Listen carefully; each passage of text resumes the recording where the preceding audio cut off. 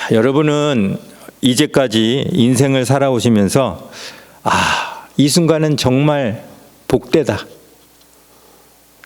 참 복되다라고 느꼈던 순간이 언제였는지요? 대부분은 사랑에 빠졌을 때 아마 복되다고 느낄 것입니다. 원하는 사람의 마음을 얻고 서로가 서로를 갈망하는 순간, 참 복되다라고 느끼지만 그 복이 언제까지나 복으로 머물러 있지는 않습니다. 한때는 참 복인 줄 알았는데 나중에는 눈에 콩깍지가 씌었었다, 내 눈 내가 찔렀다 라며 후회하는 경우도 있기 때문입니다. 자, 그러면 사랑에 빠지는 순간이 복이 아니라면 또 언제 여러분은 복되다고 느끼셨습니까? 아마도 10달 동안 뱃속에 있던 아이를 처음 품에 안았을 때, 그 아이와 눈을 마주쳤을 때 그보다 큰 복이 없었던 것 같습니다. 그런데 아이들이 커가면서 말을 안 듣기 시작하고 사춘기 때 반항을 하고 불순종할 때는 왜 사람들이 무자식 상팔자라고 하는지 이해가 된다, 이런 마음이 들기도 합니다. 이외에도 자녀가 결혼을 할 때, 또 연로하신 부모님의 해맑은 미소를 볼 때, 또 처음 집을 구입했을 때, 원하는 대학에 합격하고 좋은 직장을 구했을 때, 우리의 인생의 빛나는 순간들은 곳곳에 있었습니다. 애들 어릴 때 영상을 이렇게 좀 찍어놓은 그런 것들이 집에 있는데요.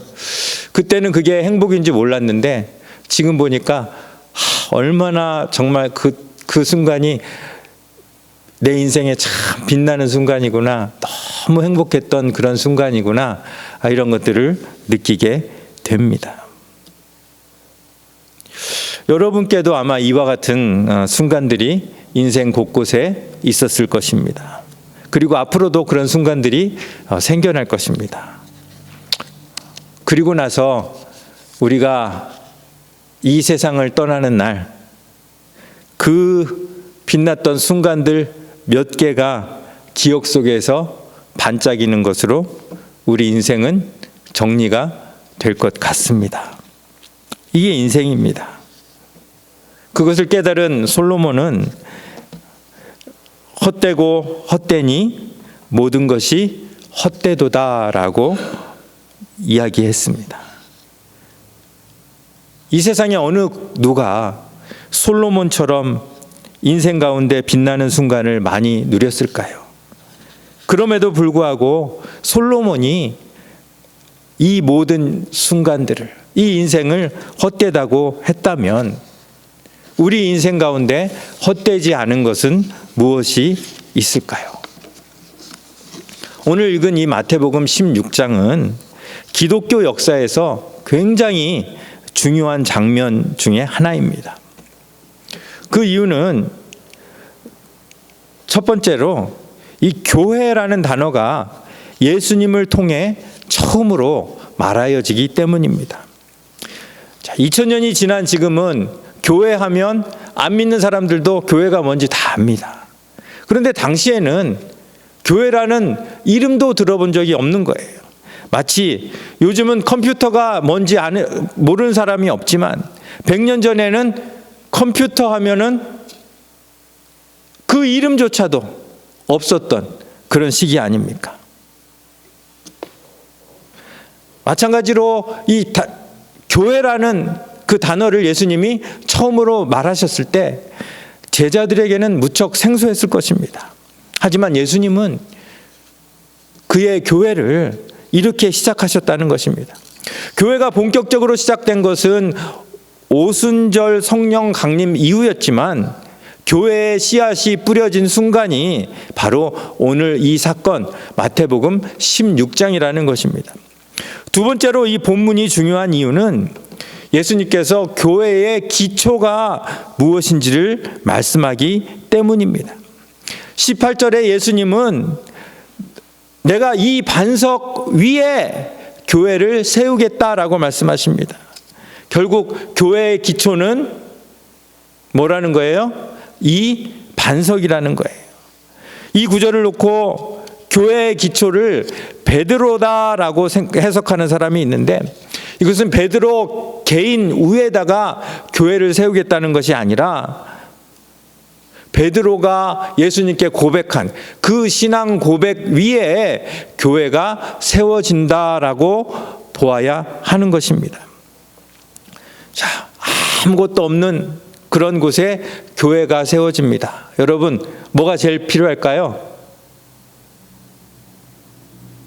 교회를 만들려면 뭐가 가장 필요할까요? 사람. 또 뭐가 필요할까요? 예, 교회 건물. 또 뭐가 필요할까요?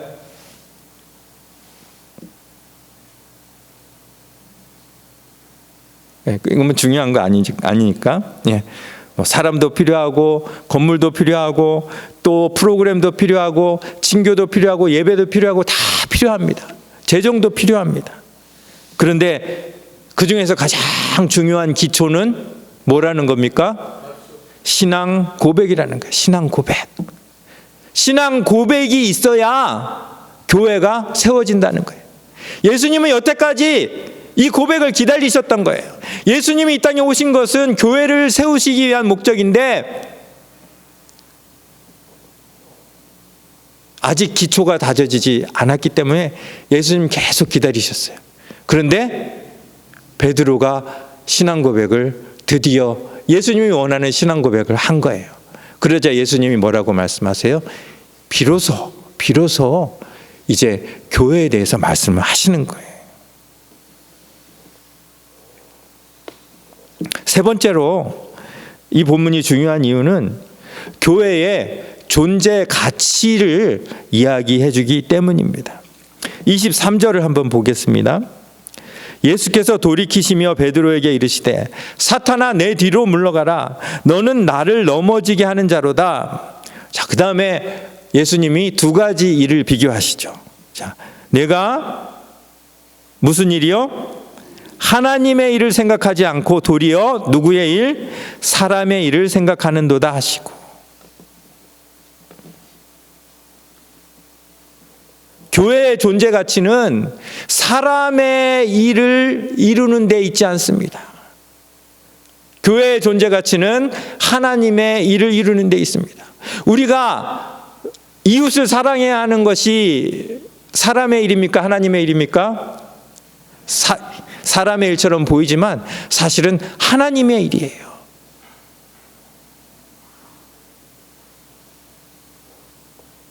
예수님은 베드로에게 하나님의 일을 생각하지 않고 도리어 사람의 일을 생각한다며 나무라십니다. 나무라는 정도가 아니라 사탄아 내 뒤로 물러가라, 가혹한 말씀을 하십니다.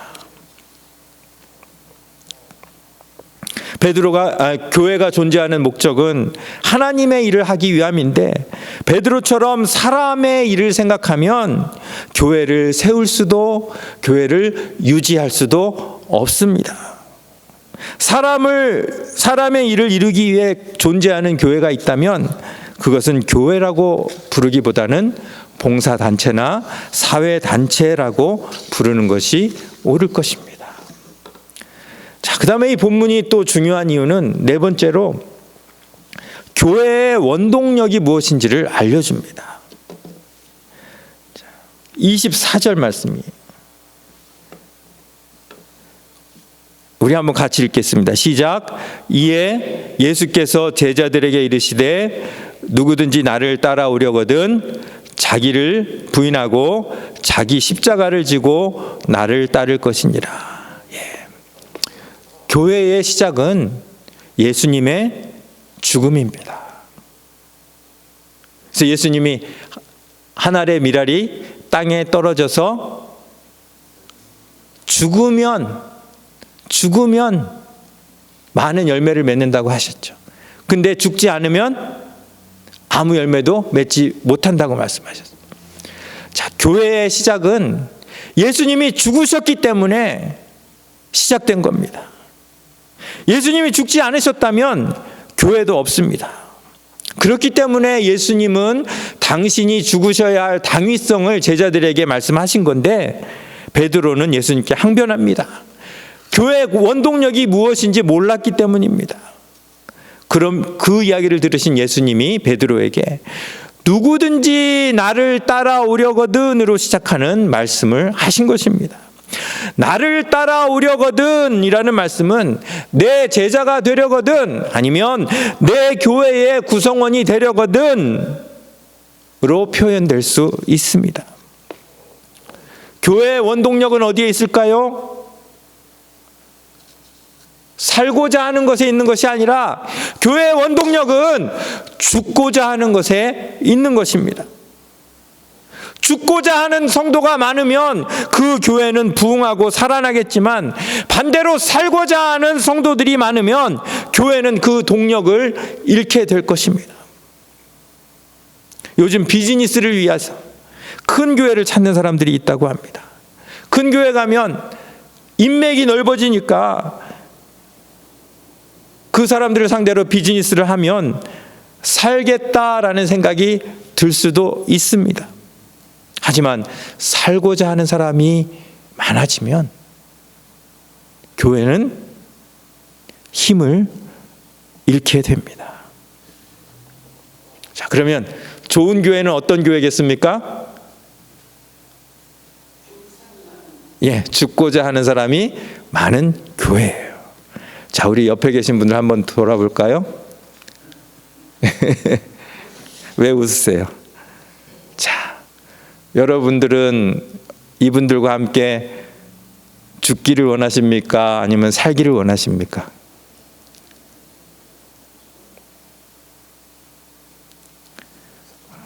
대답은 속으로만 해주시기 바랍니다. 그리고 여러분의 대답 가운데 우리 길교회가 좋은 교회인지 그렇지 않은지 나타날 것입니다. 자, 25절 말씀 같이 읽습니다. 누구든지 제 목숨을 구원하고자 하면 잃을 것이요, 누구든지 나를 위하여 제 목숨을 잃으면 찾으리라. 교회사를 통해 볼 때도 교회 부흥의 불길이 활활 타올랐을 때는 환난이나 핍박이 극심할 때였습니다. 그때는 죽기를 각오하지 않고는 감히 예수를 믿는다고 할 수 없기 때문입니다. 반대로 모든 것이 순조롭고 평화로울 때 교회는 서서히 죽어갔습니다. 청교도들이 신앙을 쫓아 대서양을 건널 때 이 미국에는 아무것도 없었어요. 그들이 가져온 그 옥수수 씨앗을 가지고, 여기 사는 야생 칠면조를 가지고 겨우 먹고 살 정도로 아무것도 없는 그런 미국이었어요. 그런데 거기에는 죽고자 하는 헌신이 있었어요. 반면 지금은 어떻습니까? 이 미국에 없는 게 있습니까? 없습니까? 없는 게 없어요. 하지만 안타깝게도 죽고자 하는 마음은 사라져 버렸습니다. 여러분들, 교회가 왜 문 닫는지 아십니까? 그 원동력을 잃었기 때문입니다. 자, 그러면 우리는 어떻게 기도해야 할까요? 하나님, 이 평안하고 이 순조로운 이 환경을 환난과 핍박으로 바꿔주십시오, 이렇게 기도해야 될까요?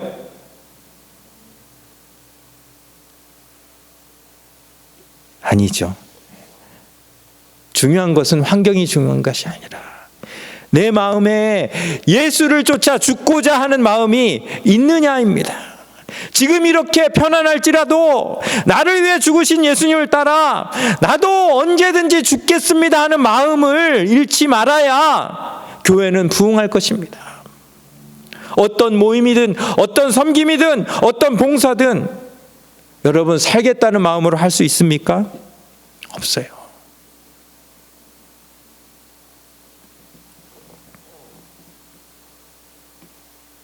그런 의미에서 이 대다수의 성도들이 수요 성경 공부에 참석하는 우리 길교회는 큰 원동력이 있습니까? 없습니까? 아멘입니까? 예. 사실 뭐 죽겠다는 각오까지 필요한 건 아니지만 그래도 그 시간에 여러분이 어떻게 힘들게 그 성경 공부에 참석하는지를 알기 때문에 저는 얼마나 감사한지 몰라요. 이 성경 공부뿐 아니라 앞으로 여러분 교회를 위해 또 이웃을 위해 또 여러분 개인의 신앙을 위해 정말 죽기를 각오한 그런 헌신이 있다면 우리 길교회는 좋은 교회요. 또 소망이 있는 교회가 될 줄 믿습니다. 자, 이처럼 본문은 이 교회의 아주 선명한 그림을 우리에게 보여주고 있어요. 그런데 오늘 제가 여러분들에게 드리고 싶은 말씀은 그것보다 더 중요한 말씀이에요. 여러분들 개인, 성도 개인이 어떻게 평범한 한 사람에서 성도가 되고 어떻게 교회의 구성원이 되는지를 이 본문을 통해서 우리가 보자는 것이죠. 자, 여러분, 성도는 누구입니까? 성도 누구입니까? 예수님의 제자. 그러면 누가 예수님의 제자입니까?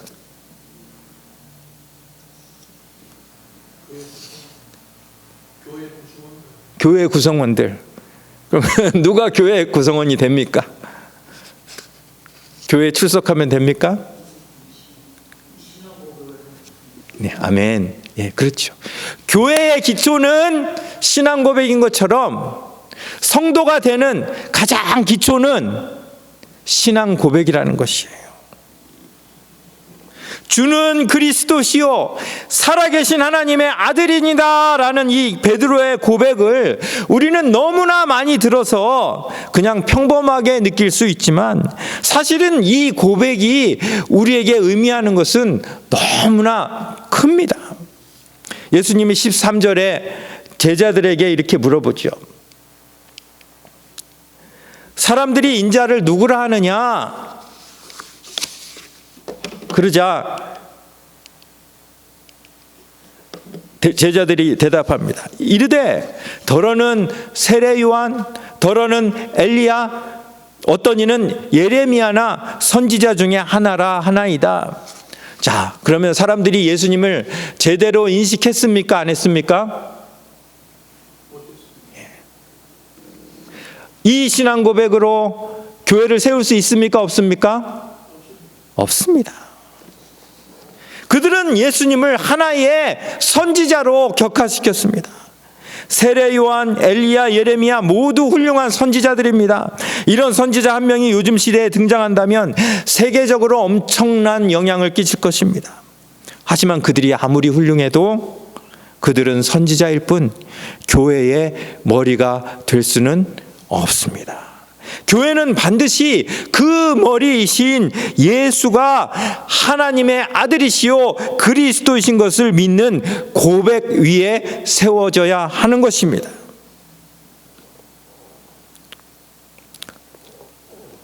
한 평범한 사람이 성도가 되는 것, 교회의 구성원이 되는 것, 역시 주는 그리스도시요 살아계신 하나님의 아들이니다라는 이 고백 위에 비로소 허락이 된다는 것입니다. 그래서 세례문답할 때, 세례문답 다 해보셨죠? 세례문답할 때 가장 중요하게 질문하는 것이 무엇입니까? 예수 그리스도가 누구십니까? 지금 예수님이 제자들에게 말씀하신 거예요. 사람들이 나를 누구라 하느냐? 그 다음에 너희는 나를 누구라 하느냐?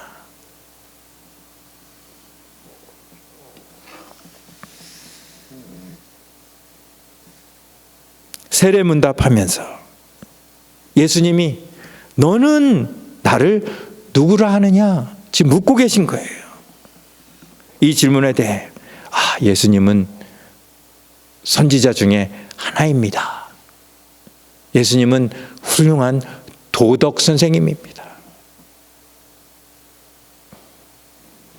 이렇게 대답한다면 그 사람은 세례를 받을 자격도 교회의 구성원이 될 자격도 없다는 것입니다. 교회는 예수님을 그리스도시요 살아계신 하나님의 아들이심을 믿고 고백하는 사람들이 모인 곳이 교회입니다.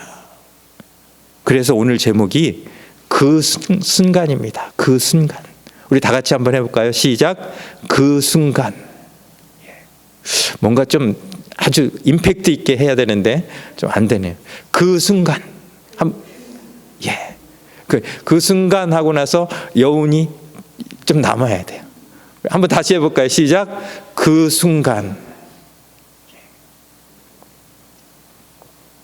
그 순간 예수님은 베드로에게 뭐라고 말씀하십니까?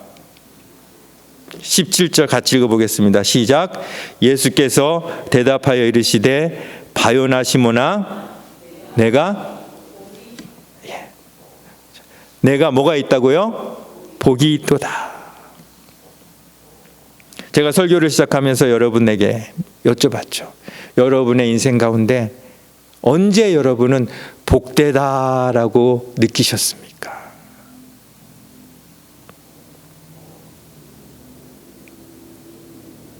베드로가 겪었던 이 순간을 겪었던 사람은 누구나 그렇게 대답할 것입니다. 내 인생 가운데 가장 복되고 영광스러운 순간은 예수 그리스도가 누구신지 제대로 인식하고 고백했을 때입니다. 세상적으로 아무리 많은 복을 받은 사람이라도 예수 그리스도가 누구신지 모른다면 그 복은 복이라고 할 수 없을 것입니다.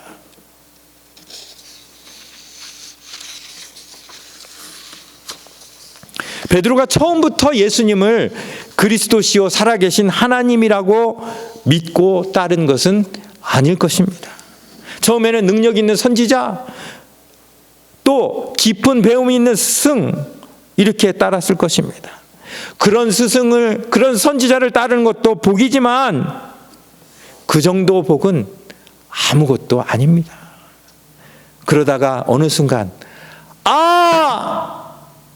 이분이 내가 생각하던 그런 분이 아니시구나. 이분은 그리스도시다. 이분은 하나님이시다. 그 믿어졌던 그 순간 예수님이 시몬아 내가 복이 있도다. 저는 다른 건 안 부러운데요, 베드로가 이 칭찬받는 이 순간만 참 부러워요. 예수님이 저에게도 김은찬아 내가 복이 있다다 라고 칭찬해 주시면 얼마나 좋을까요?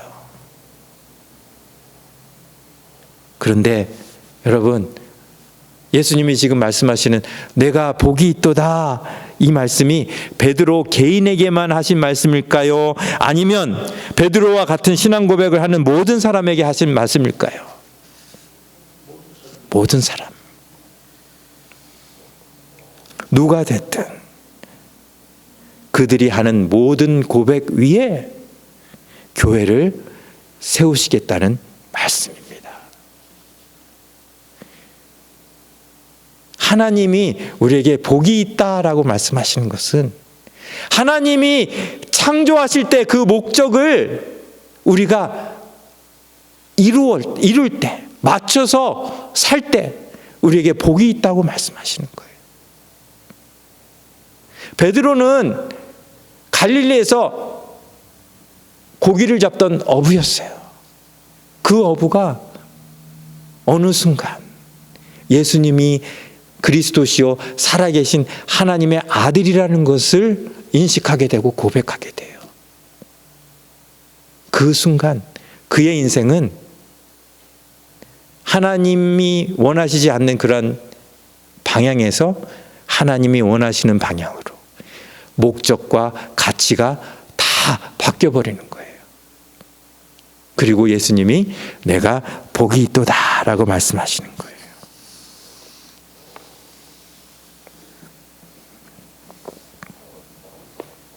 우리도 마찬가지입니다.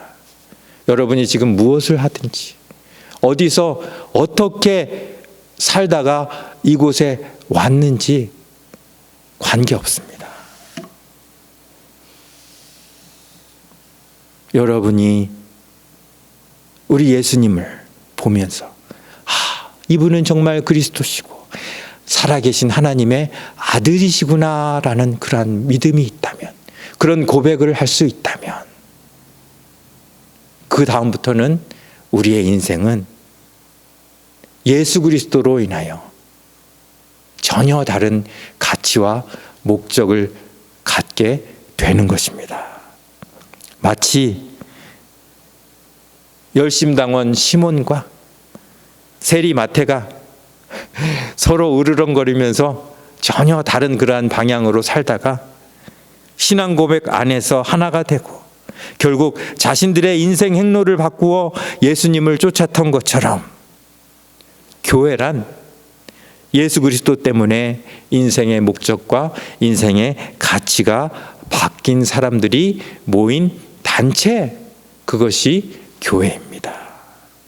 어떤 사람은 강력한 체험을 통해서 병이 낫고 막 뜨거운 성령이 임해서 믿음을 갖는 경우도 있지만, 어떤 사람은 자기도 모르게 이게 언제 믿어졌지? 자기도 모르게 믿어지는 경우도 있습니다. 그래서 요한복음 3장 8절에서 예수님이 이렇게 말씀하세요. 바람이 임의로 불매 내가 그 소리는 들어도 어디서 와서 어디로 가는지 알지 못하나니 성령으로 난 사람도 다 그러하니라. 바람이 부는 건 알아요. 분명히 바람이 오긴 오는데 어디서 왔다가 어디로 가는지 모르는 것처럼, 언제 무엇 때문에 예수님이 믿어졌는지 모르지만 어느 날 갑자기 예수 그리스도가 하나님의 아들이고 그리스도이심이 믿어질 때 우리는 우리 인생에서 가장 복된 순간을 맞게 된다는 사실입니다. 저는 말을 배우면서 성경을 배웠습니다. 성경 퀴즈 대회에 나가면 늘 상을 받았습니다. 교회 대표로 노회에서 주최하는 성경고사 대회도 나갔습니다.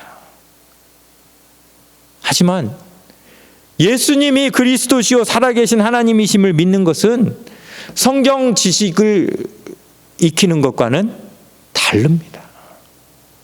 성경 지식이 아무리 많아도 서기관들과 바리새인들은 예수님을 믿을 수가 없었어요. 언제인지 정확히 기억할 수는 없지만 어느 날 이 예수님이 그리스도시구나, 살아계신 하나님의 아들이시구나라는 것을 내가 굳게 믿고 있다는 것을 느끼게 되었고, 그때부터 저의 삶은 복된 삶이 되었던 것입니다. 꼭 어떤 신비한 체험을 해야만 믿을 수 있는 것이 아니에요. 예수 그리스도가 누구신지 정확히 믿고 알기만 한다면 누구나 성도가 되고 교회의 구성원이 되는 복을 받습니다. 그런데 그것이 또 그렇게 쉬운 일은 아니에요. 오늘 베드로가 주는 그리스도시요 살아계신 하나님의 아들이시니다 이렇게 고백했을 때 예수님이 어떻게 반응했습니까? 바요나 시몬아 내가 복이 있도다. 이를 내게 알게 한번 같이 읽겠습니다. 1일부터 시작. 이를 내게 알게 하니는 혈육이 아니요 하늘에 계신 내 아버지시니라. 여기서 혈육은 내 어떤 인간적인 어떤 그런 능력을 이야기를 하는 거예요.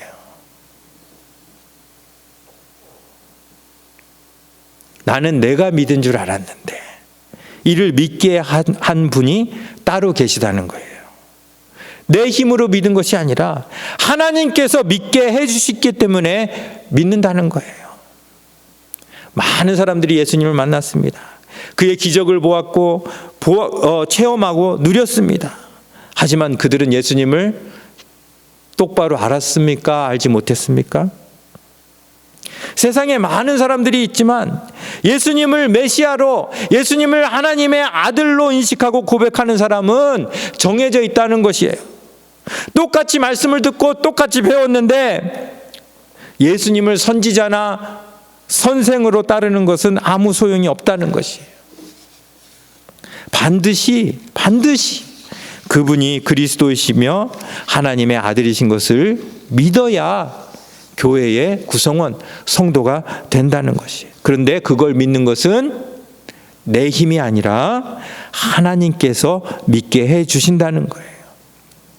그러니 여러분 가운데 예수님을 하나님의 아들이라는 것을 믿는 믿음이 있다면 그것이 얼마나 복된 일입니까? 수많은 사람들 가운데 예수님을 제대로 믿을 수 있다는 것, 그것은 정말 이거는 내 인생에 있을 수 없는 복이에요. 그렇게 예수님을 믿고 따랐던 그 사람들이 나중에 어떻게 했습니까? 예수님을 십자가에 못 박으라 외쳤습니다. 왜 그랬을까요? 그들은 하나님께서 믿게 해주지 않으셨기 때문이에요.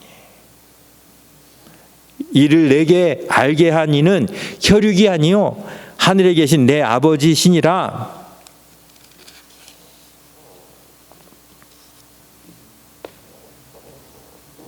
자, 그래서 교회를 조금 다른 말로 이야기하면 교회는 예수는 그리스도라고 하나님께서 믿게 해주신 사람들이 모인 공동체가 교회예요. 즉 복받은 사람의 모임이에요. 교회의 출발은 거기서 시작하는 거예요. 자, 이제 말씀을 정리합니다. 눈을 감고 계셨던 분도 이제 뜨셔야 됩니다. 말씀을 정리합니다. 베드로가 예수님을 그리스도시요 살아계신 하나님의 아들이라고 고백한 그 순간 역사는 달라졌습니다. 교회의 씨앗이 그 순간 뿌려졌기 때문입니다. 그리고 저와 여러분이 예수님을 그리스도와 하나님의 아들이라고 고백하는 순간도 마찬가지입니다. 우리의 평범한 인생이 하나님의 자녀라는 하늘의 기업을 바라보는 그런 영광스러운 인생으로 바뀌었기 때문입니다. 저는 담임 목사로서 여러분들에게 묻습니다. 여러분들에게는 이 순간이 있으셨습니까? 처음부터 예수가 그리스도로 믿어져서 교회에 나오는 사람은 많지 않습니다. 여러 가지 다른 이유로 교회 생활을 하다가 어느 날 예수가 정말 그리스도시구나, 예수가 정말 하나님의 아들이시구나 라고 믿어지는 순간이 오는 것입니다. 그것은 내 힘이 아니라 하나님이 믿도록 만들어 주시기 때문에 은혜요 복입니다. 새벽 예배도 말씀드렸는데 다시 한번 말씀드려야 되겠어요. 물론 로또 같은 거 사시는 분 안 계시죠 혹시? 만일 200 밀리언짜리 로또에 당첨된 사람이 있어요. 그 사람에게 누군가 묻습니다. 당신의 인생 가운데 가장 복된 순간이 언제였습니까? 제가 설교 시작할 때 물었던 그 질문을 해요. 그러면 그 사람 뭐라고 대답할까요? 로또 맞은 그 순간. 하지만 우리가 예수는 그리스도시요 살아계신 하나님의 아들이라고 믿는 그 순간은 로또 당첨보다 훨씬 복된 순간임을 믿으시기 바랍니다. 그 순간을 우리에게 주시기 위해 예수님이 육신을 입고 이 땅에 오셔서 고난과 죽음을 당하셨고 그 죽음을 통해 교회를 세우셨습니다. 이 귀한 교회의 일원이 되는 것은 아무나 할 수 있는 일이 아닙니다. 오직 하나님께서 허락하셔야 가능합니다. 우리가 그 은혜를 안다면, 그 복을 안다면 우리의 삶은 예수를 모르는 사람과 똑같을 수가 없습니다. 그 순간을 경험한 사람으로서의 합당한 삶, 그 복을 받은 사람으로서의 합당한 삶을 온전히 누리시는 저와 여러분들 되시기를 간절히 바랍니다.